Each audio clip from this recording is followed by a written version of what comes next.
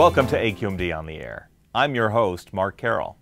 Our guest today is a member of the Board of Harbor Commissioners for the Port of Long Beach and has recently been appointed by President Barack Obama to the Federal Maritime Commission. Mario Cordero, thank you for joining us. Congratulations on your recent appointment to the Federal Maritime Commission. Can you tell us a little bit about what that organization does? First of all, thank you very much for having me here. The Maritime Commission basically regulates foreign vessels and also is concerned with the fair practices in regard to that commerce that comes, which includes the intermodal process here and the infrastructure here in the mainland United States.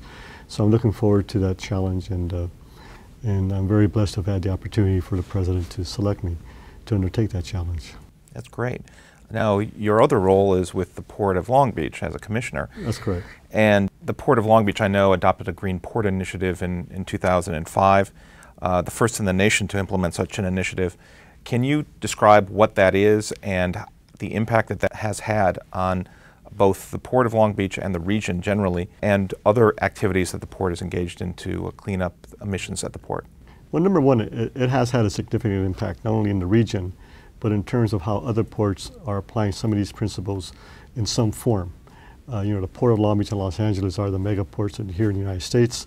So essentially, within the industry, the Port Authority industry, what the ports do, other people look at and, implement some form of what we're doing here. And I think with regard to the Green Port policy, it laid out a substantive plan of action to address the harmful emissions from port operations. Where is that now, and what is the next step in the process?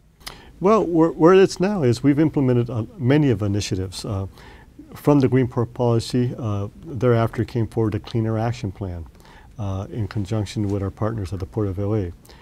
And in both instances, we're promoting technology such as shore power or cold ironing.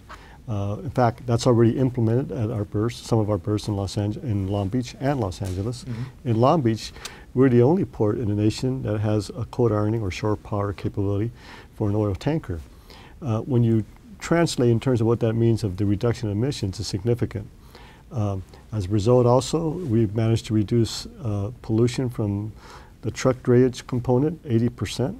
And primarily because we mandated and worked with our partners to implement not only to have the post-2007 EPA mandated truck engines, but also the private industry stepped up to make sure that they replace some of these old polluting trucks. So I think, in essence, in a nutshell, the Green Port policy laid out a definitive plan of action and a mantra for everyone to follow, and of course challenge us to really meet in terms of what we laid out.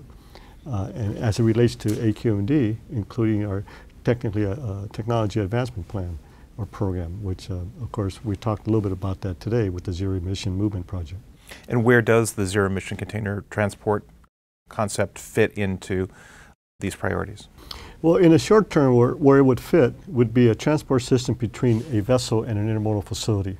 And we're talking maybe a 4-mile area, so to speak, or 4-mile system. So imagine if we move these containers in a zero emission fashion, that is, let's say, for example, a maglev type project, or let's say that the trucks are all electric. Mm-hmm. There's no harmful emissions from those. I think that's a great plus. Now again, to put it in a proper perspective, last year these ports, I think the result of the container movement equal to about 14.6 million. Imagine if that triples by the year 2025. How important is it going to be for us to really implement some type of zero emission system? How can local governments, including transportation agencies as well as the AQMD, help in facilitating the efforts that the Port of Long Beach has begun? Well, first of all, I must say that AQMD has done a great job in terms of putting together all the partners, both in the private sector and government, and how we could work together is, number one, have the political will to move this agenda. Number two, move forward to acquire the appropriate funding. And number three, work with the private industry so that, like our Clean Truck Plan showed, they have incentives to move forward towards the same goal.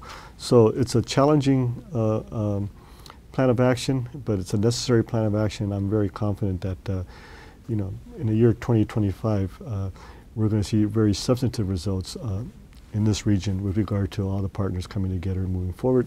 And we're already seeing those results. Mm-hmm. Is there a role for the community in all of this? Absolutely. I think that, number one, all this happened because the community took a role. They advocated, they demanded change, they demanded more environmental friendly systems. So the role of the community has always been one, as our democracy teaches, to be an advocate. And I think the role of the community today, we shouldn't be complacent that in fact we've accomplished much or a lot at the ports, or an example here in the county of LA. That advocacy role must continue because there's a lot more on this agenda that needs to be done in the next couple of decades.